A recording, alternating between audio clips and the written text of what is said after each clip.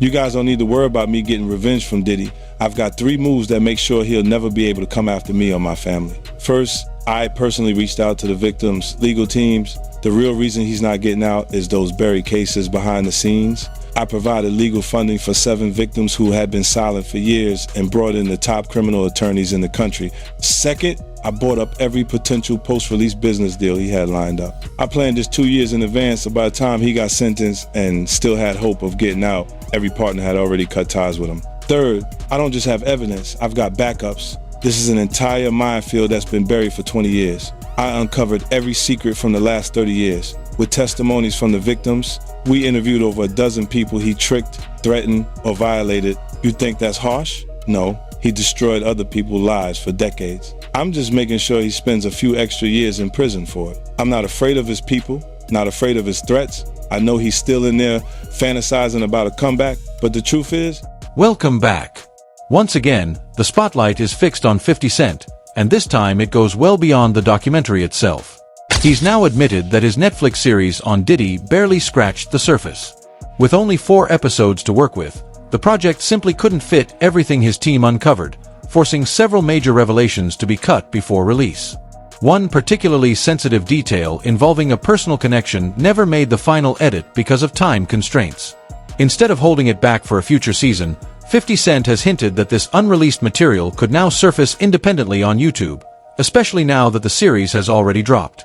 He's also revealed that more people have come forward since the release, adding new information and raising questions about why he continues pushing the story forward so aggressively. That question was recently addressed by comedian TK Kirkland, who dismissed the idea that this was about clout or manufactured drama.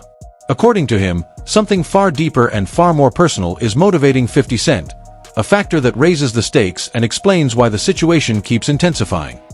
All the women in the world that Diddy could have gotten with, he chose 50 Cent's baby mother. It's a lot of variables to this particular question. Because I talk to a lot of people, older, younger, even my daughter, who's 22, she didn't understand it. So people give their opinion based on what they've experienced and their environment, people they've been around. So to the people that understand boundaries and respect, I always tell men you should never date another man's girl if you're not aware of it. TK Kirkland made it clear that crossing certain boundaries represents a serious level of disrespect. He explained that throughout his life, he deliberately avoided any involvement with someone who had been previously linked to a close associate, describing it as an unspoken rule you simply don't violate. He also emphasized that Diddy is far from lacking options, pointing to his power, resources, and global influence, which only makes the situation raise even more eyebrows. From TK Kirkland's perspective, this wasn't careless or random. It was calculated, especially when viewed through the lens of the long-standing tension between Diddy and 50 Cent. Given their history, he struggles to see it as anything other than intentional, adding more weight to an already layered and escalating narrative.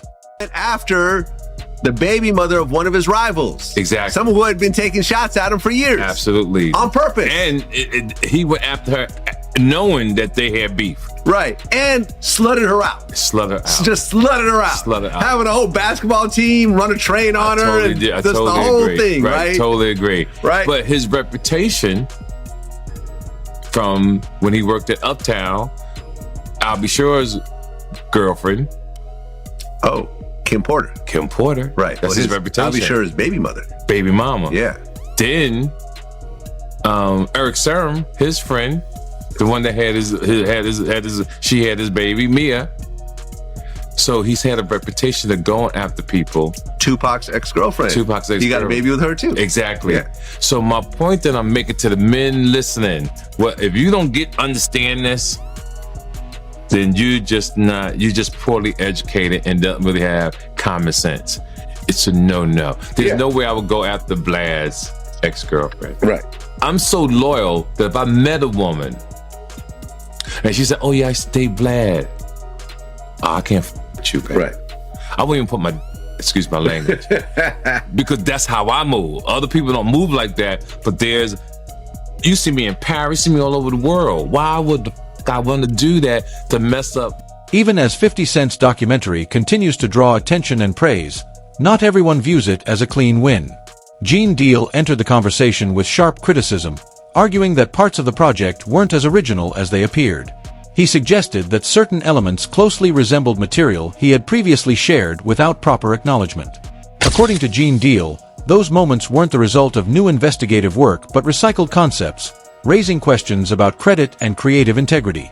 His comments injected fresh controversy into the discussion, briefly shifting focus away from the documentary's momentum and placing greater scrutiny on how the story was constructed behind the scenes. I've seen an interview about, he said that he had a lot of footage had to be down, the documentary had to be downsized. You understand? I don't really believe that, because a documentary is a documentary, and they could have had 45 minutes, they could have had an hour, to each one of those. You understand? They left out certain things. He said they even left out the one about Sarah Chapman. You understand? And for whatever reason, he probably left out a lot of other different stars too. Situations that they could have spoke about. You understand? I have a problem with the documentary, and I'm just gonna let you know that the reason I have a problem with the documentary is that they know that they took my idea. You understand? They know that when I came to them, I laid out what they should do and how the documentary should be. You understand? She can say whatever she want to say. I talked to those producers before I even talked to her. They wanted to know what I had, what I was bringing, my pictures, all that stuff like that. And I told them about me, Tim, and Kirk. You understand what I'm saying? And how it would go. They did the same thing. This ain't the first time they stole from me, man. If you look at the Notorious Big, if you watch the Notorious Big, that part about the shoes, I had that in my book. And I was talking to K.O. Copeland. He was one of the writers of that movie. And I told him about when I let Big use my shoes at Soul Train Award. You had this old flunky ass dude, Mike B, get on Angie Martinez's show and talk about, Big, he wore mixed max shoes and he went out there and performed. When you go look at the film, when you go look at Big performing that on that show, ain't nothing mixed match about them shoes. There was $800 Maury's, size 14D. Big wore a 14E. E means that his shoes is a little wider than mine. He struggled, but he put the motherfuckers on and he went out there and performed. Those was my Gators that he had on. You understand? They did a little skit trying to disrespect me in the movie. You understand? And they said something about. Gene Deal also addressed speculation that 50 Cent may release additional material online in the future. He suggested that if more content does surface, stopping it may be out of anyone's hands. From his perspective, if there were a real way to silence or suppress the documentary, it would have already happened. The fact that it hasn't speaks volumes about where influence truly lies right now. To him, the project's continued availability sends a clear message and raises serious questions about how much control Diddy still holds, and how much of that power may have already slipped away. Documentary, and if 50 do another one, and I heard he's going to put it on YouTube or do whatever he's going to do, Puff ain't going to have nothing to do with that. Puff ain't going to have nothing to do to try to stop that, because he can't. Because if he could stop it, it would have been stopped. You know why he can't stop it? Because Puff know people right there at Netflix. Don't think he don't. And I don't know if this guy still work for them, but he was part of the Flavor Unit, Shakim. He was part of the Flavor Unit. He was good friends. He was cool with Puff and them. Flavor Unit and them, Queen Latifah and them, they was cool with Puff. If Puff would have sent a cease and desist over there, and they could do it, and he had the power and they wasn't right, it would have been done it. You see, it's still rolling, right? It's still going on, right? He ain't got that power no more. You understand? Now, could he sue them because they used his likeness or used him and stuff like that? I don't know. I'm not that versed in they using him. You understand? If they can steal your whole damn idea, your whole damn ideal, why can't they steal your whole damn intellectual property? Gene Deal went further, pointing to what he described as Diddy's long-standing fixation on Tupac. He framed it not as a passing thought, but as a mindset that quietly shaped years of decision-making. In his view, that fixation influenced how Diddy moved behind the scenes, guided key choices, and affected how he handled both personal and professional situations. Gene Deal suggested this mindset became a defining force over time, steering actions and strategies in ways that continue to echo today. I did see the interview that 50 did with Sherry, and he was talking about he didn't release the video about Puff having a kid by Kim Porter's friend, Sarah Chapman. Now, we all know that she used to date Tupac. You understand? So either he got her because he wanted some remnants of Tupac. We don't know. But it seemed like every dude that he had some kind of disdain, dislike, or that he idolized in a sense, he wanted their girl, or he wanted to be a part of their girl. I don't know why. Yo, bro, this dude was, I don't know if he was in love or in hate for Tupac. He wanted to be an actor. He auditioned for, I think he auditioned for Juice. Pac beat him out for that Bishop thing. You understand what I'm saying? He wanted to be a part of that.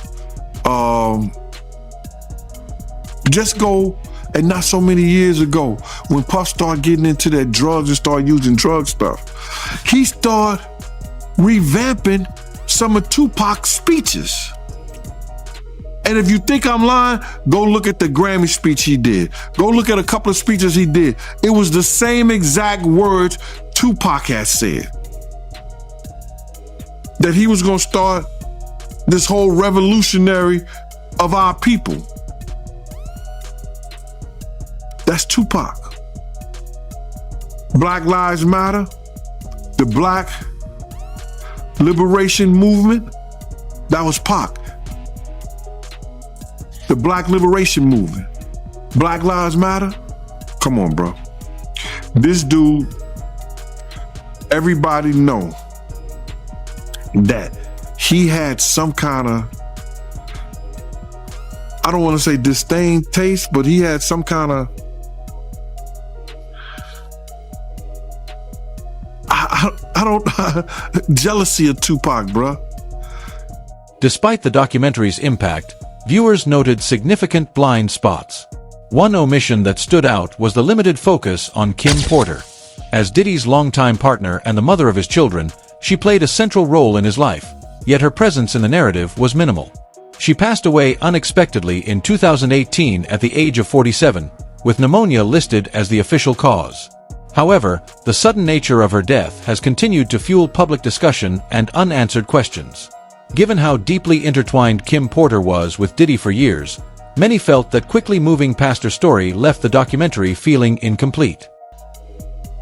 Because of all the videotapes, because of the book, because of all the people she gave copies of her book to, or at least chapters, because of everything that she had on him, because of the tape that she used to blackmail him into a relationship and into a raise of him being sodomized by Andre Harrell. And I am not saying that allegedly, because I heard her and Kim Moore talking about it in the booth of the bathroom while snorting cane. Kim Porter was positioned at the center of Diddy's world, witnessing private relationships and major business moves the public never saw. Yet the documentary barely acknowledged her role. Several accounts suggest her story was intentionally avoided, likely viewed as too sensitive or complex to address directly. Gene Deal, who says he knew Kim Porter personally and supported her on multiple occasions, believes she understood far more than people realize. From his perspective, excluding her voice removed a critical layer of insight and weakened the overall narrative. A book, and that her book was about to come out, and she was talking about all the perils, everything that she went through in the music business and with Diddy. All the men that they slept with together, because there were men that they slept with together. There were swinging times that they slept with together.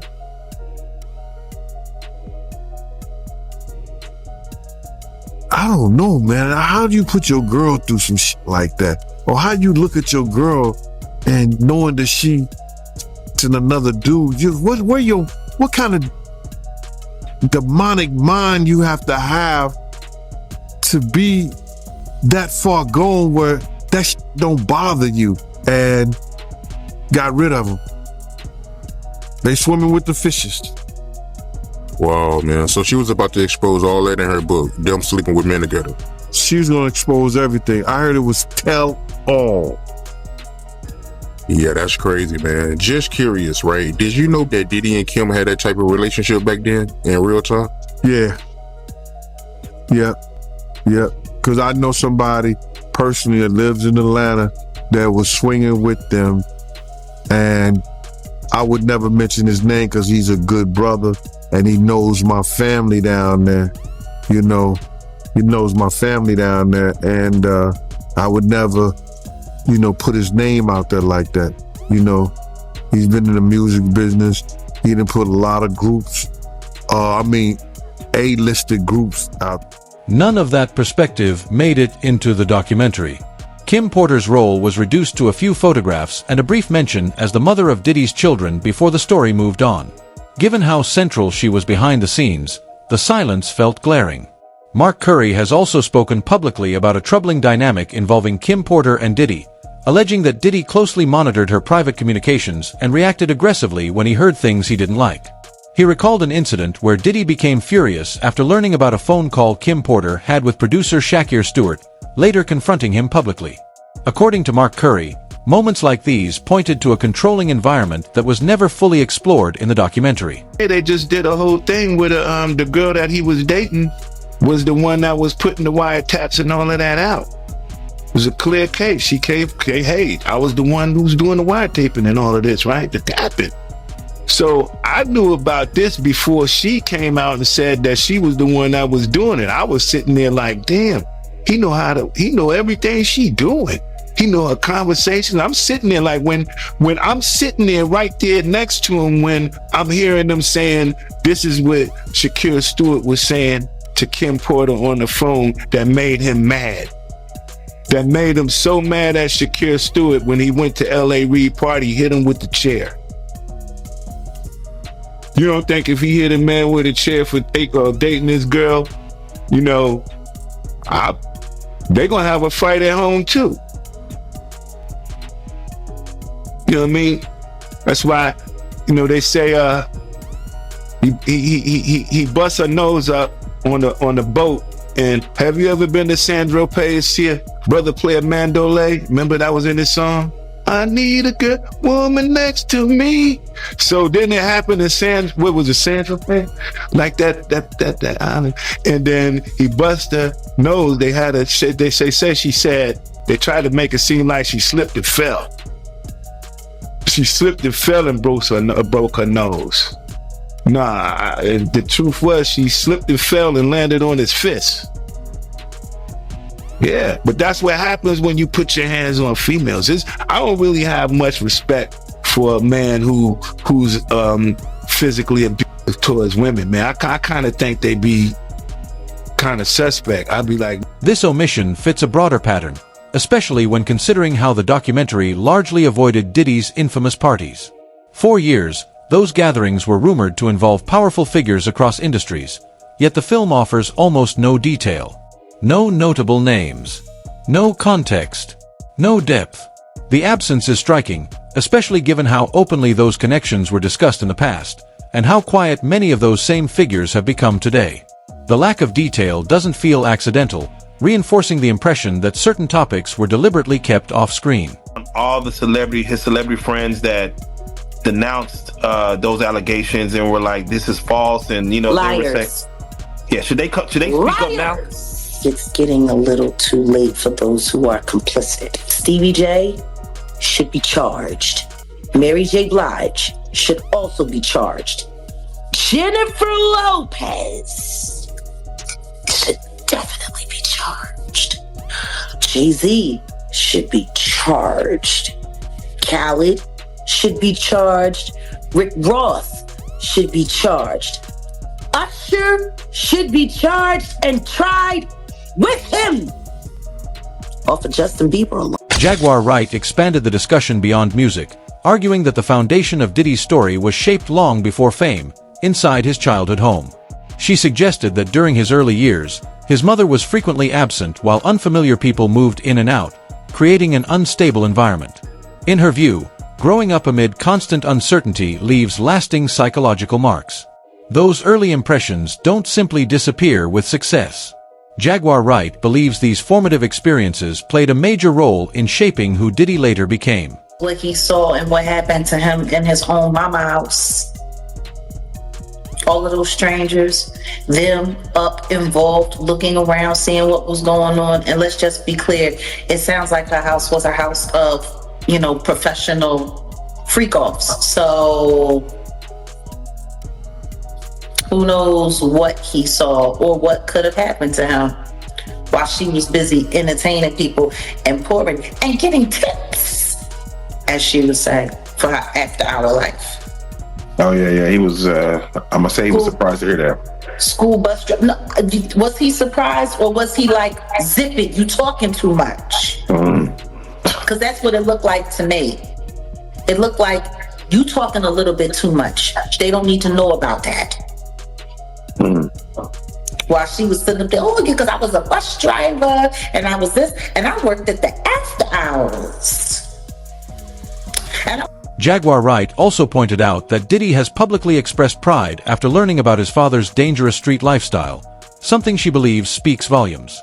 From her perspective, embracing that image instead of distancing himself from it reveals how deeply those early influences took hold. She argues this offers insight into how his mindset, values, and identity were shaped early on, with effects that may still influence his decisions today. Sean's own words, in Diddy's own words, he had said he had a sigh of relief learning that he was the son of a hustler or a gangster. Like he wanted that status. He wanted to say that he was a sigh of relief is a wild thing to say, that your daddy was a gangster or a hustler. That's what you heard that he was. Well, I mean, like Tim said, they had a bunch of